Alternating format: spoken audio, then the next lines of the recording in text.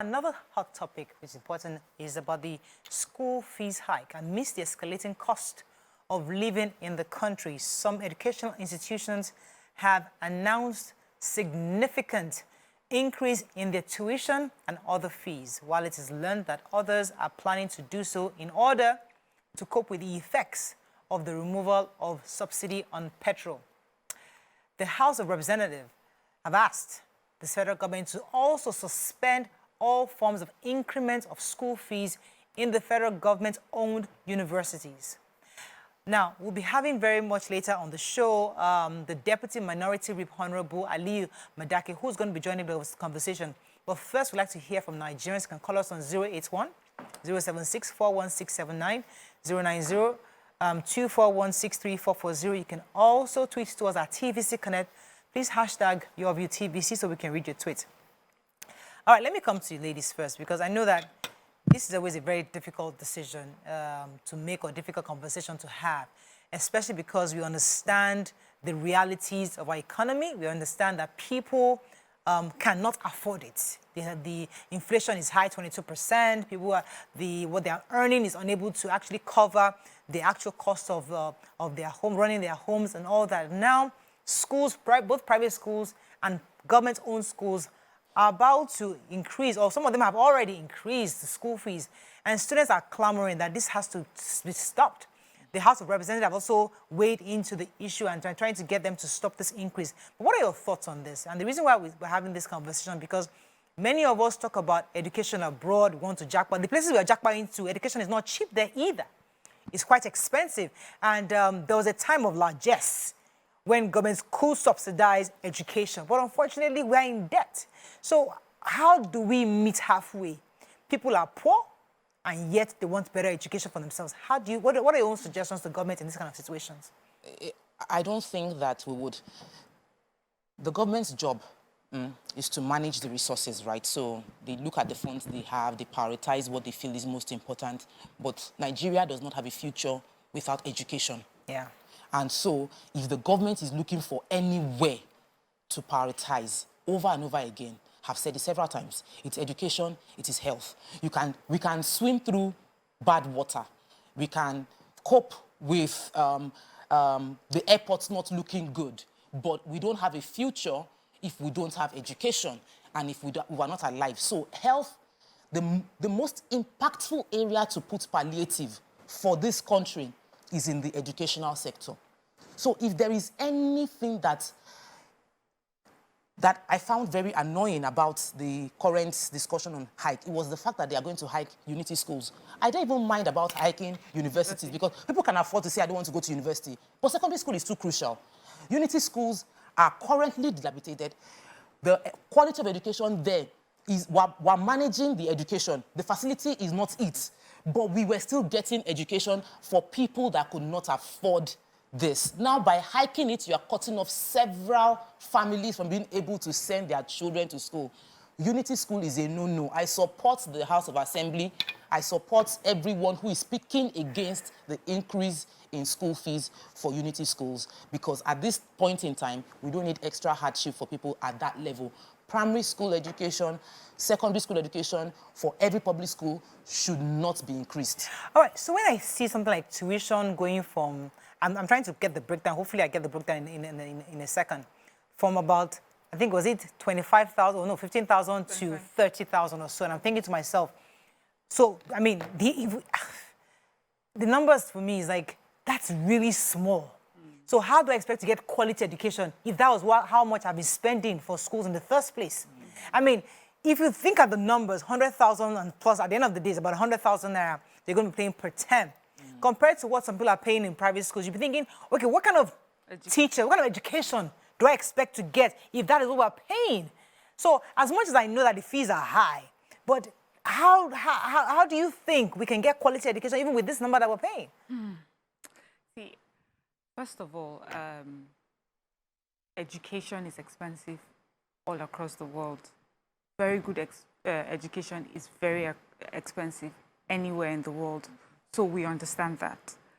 Earlier, I think it was off the show, we're talking about in what ways can government invest in its people. It's not necessarily about infrastructure, but, you know, educating our people, making sure that they're getting health, you know, easily and cheaply. We cannot afford to add primary and secondary school in this hike right now. Yeah. We're struggling with so much. We're struggling with millions of out-of-school children. We're struggling with people who are dropping out of school.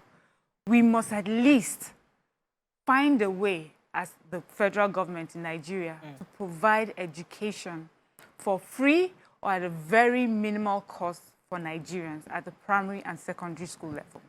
So the Unity schools fees right now, I don't think we can do it. I don't think government should approve that. I understand that things are expensive, but that cost should go to the federal government. Federal government needs to find a way to still provide quality education for Nigerian students. We're talking about the future of our country.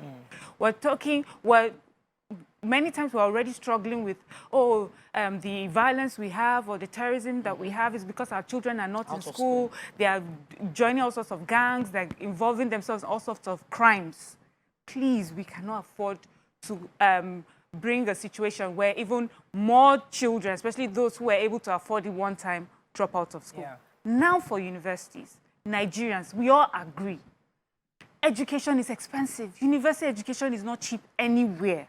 Except Nigeria. So I would advise, because of the kind of education we want, by the time you get to university, you want your lecturers to be sound. You want the researches that you're doing to be relevant in today's world.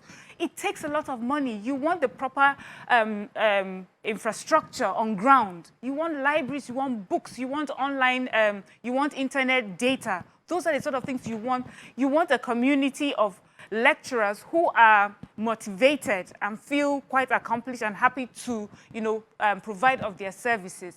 If our university lecturers are not well paid, if the infrastructure needed is not provided and the resources needed is not provided, we will not get the quality education that we need, given the amount of money that we're paying right now.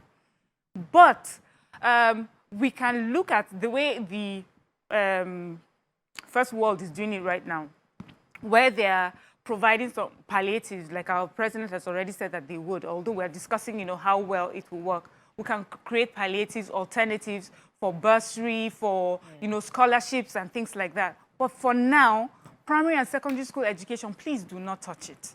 Too many Nigerians are out of school. Too many Nigerians are struggling with so much monetary policies. We are struggling with that. We are not able to feed. We are not going to our farms. We want our children to be in school, at least to secondary school level. I get that part, because I understand that even in the because Waike will say, don't always compare, but we have to look at how things have been done elsewhere.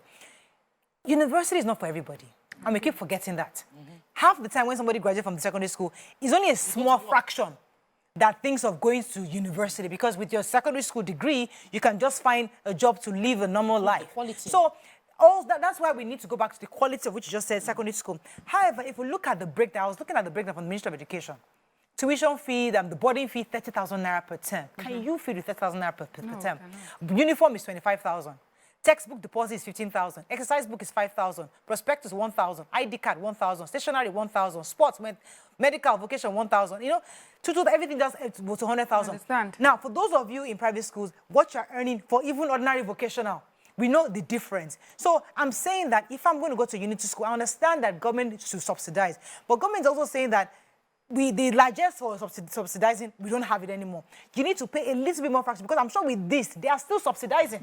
I can't believe that to pay 30,000 is going to be enough for a child for a term. It's impossible. So, Morayo. So I would like to believe that government is still subsidizing with this amount of money that students are still paying. I said... We're not asking government to further subsidize. It was like 2 weeks ago, and I said that there are some times that we are so far from majority that we don't understand the reality of majority, that 100,000 naira is impossible for majority of Nigerians to pay.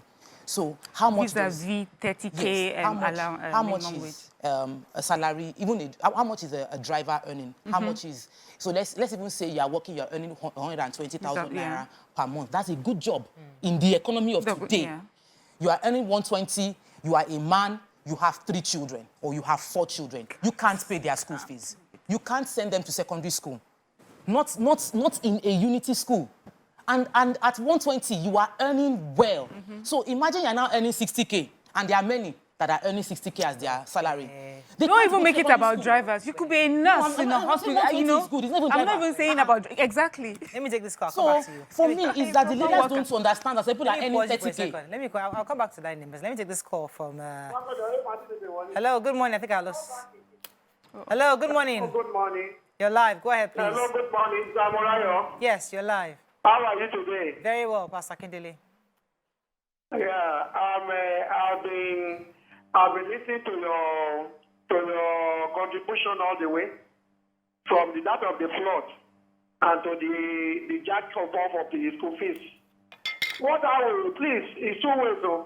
Number one is the issue of the flood. Somebody have already answered. I've contributed very well about the ecological fund. Then the issue of education. What about the education trust fund? What is government using it for? Are you getting me? What will the citizens of this country benefit from this government? Everything is still coming down to the citizen. Food fuel, high price, citizen. Electricity, high tariff, citizen. Everything just coming down to the downtrodden. What are we going to benefit? Do they want to kill us with all these bodies? Or is it because they want to start a student loan that makes one to then to begin to increase all this something? The education loan that have not yet started, it has not been perfected. Please, Pastor Kindele, let me stay with you. Pastor Kindele, let me stay with you for a moment. Where government is saying that, I mean, I don't know what schools your own children go to, for example, but I'd like to understand how much you pay per term, because they're saying that for boarding house, they're going to be charging 30,000 naira per term. Do you, in your own regard, do you really think that 30,000 naira is enough to ensure your child gets feeding at least 3 times a meal a day? And the cleaners who are the janitors who are going to be cleaning are doing their job, the electricity that needs to be paid. In your own view, do you think 30,000 naira is too much for a child to pay in boarding school? In your view? Or too little? Pastor Kindele, are you still there? Okay, because I hear how you put that. It was never about paying all those fees. It was just their own way of also making a small contribution, maintenance fee, yes, a token. So it's not that parents were paying that amount and thinking that it was paying for the feeding, for the boarding, for the teachers. They understood it was subsidized. And we're saying we need to keep it subsidized. Things have become worse, you know, than it used to be. And so while things... Wait, subsidized? No, that's what I'm saying. I said it's subsidized. Even the 120, whatever, or where we now, we're in 120. Yes, it's still subsidized, we understand. But it was never about paying paying the money to, expecting the parents to pay for the services in full. It was meant to be subsidized. And I'm saying that when parents could afford 30,000, then that's what for many of us, that's what we can still afford. Our lives have not changed or improved. Many Nigerian lives have not changed or improved in these years. It has gotten worse. We're now we're at the cups of a new economic situation where we have removed fuel subsidy. Prices of food has gone up. We've been dealing with insecurity left, right, and center. Our parents who are farmers cannot get to work. We're struggling. At least one thing we're able to do is make sure that they go to school.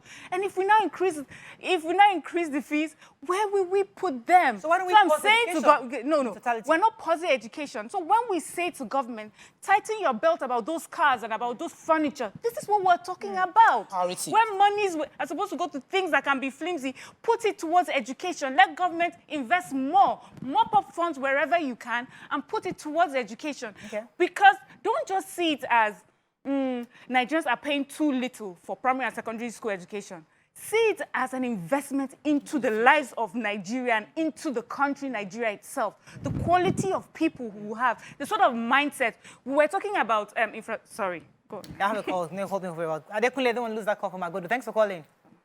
Yeah, good morning. Good morning. Go ahead, please. Hello. You're live. Go ahead, please. Okay, good morning. Morning, sir. A first-time caller. Welcome to the show. Welcome to the show. My question over this issue of increase in school fees for public schools. Can you hear me? Very clearly. Okay, thank you. My problem with the increase in this, the fees for public school is, what exactly does the government want the citizens to benefit from it? Now, the government has removed 12 subsidies. Where is the excess being channeled into? I, as a person, attended public school, primary school, and secondary school. I remember that the only thing my parents paid was our feeding in the boarding house. It's the state government, the Western state then, that was paying our hostel fee. Our parents would buy books and uniform. Any other thing was borne by the government of the Western state then. Once subsidy has been removed, citizens are going in pain. Prices of foodstuffs and everything are going up. Then what does this government want to give us? We voted for this government. And I don't want people to go back and say, yes, we regretted ever voting this government. All right. Thank you very much, Adekunle. Yeah. Now, let us speak. Please. What I was trying to say. So, you know, when we talk about, we build infrastructure, and before you know it, Nigerians will go and remove them because they don't understand how this affects us. When we talk about, you employ drivers, but they're not just so smart because, you know, critical thinking is missing. What do you, that's what we're talking about when you educate your children, at least primary to secondary school. You're educating a workforce. Do you understand? A workforce that you will be unable to pay for if you did it any other way. I mean that it will cost you more if you do not educate them. If you had a workforce that, you know, when they finally go into the market, whatever it is that their labor market, electricians, your market women, mothers, as they are taking care of their children and making sure that they are getting proper antenatal care and postnatal care.